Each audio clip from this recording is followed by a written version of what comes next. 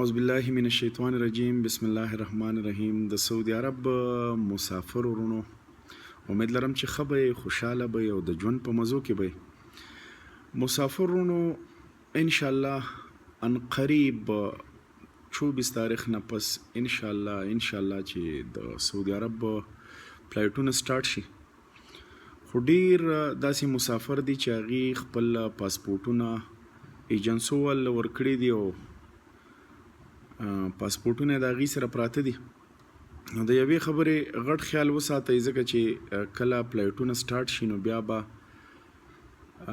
د ټیکټونو مسله وي، او که ستاسو پاسپورټونه چا سره بانډوي یا تاسو خپل پاسپورټونه بانډه کوئ نو هغوی به د باندې بیا په خپل طبیعت باندې ټیکټونه خرڅوي.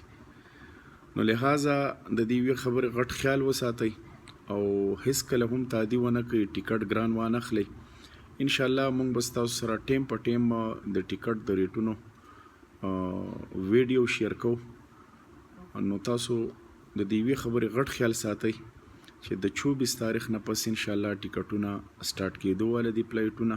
نو هسې نه چې تاسو یو ځل بیا د دغه خلکو په لاسو باندې ورشئ، څرنګه چې په کرونا کې په سعودي عرب کې بعضې خلکو په تاسو باندې ټیکټونه ډېر زیات خرڅ کړي وو، ګران خرڅ کړي وو، بیا تاسو خفه وئ. نو د دې یوې خبرې مسافرونو ډېر غټ خیال ساتئ. ډېره مننه ستاسو ورور فضل وهاب سواتي ستاسو نه اجازت اخلي. د الله په امان.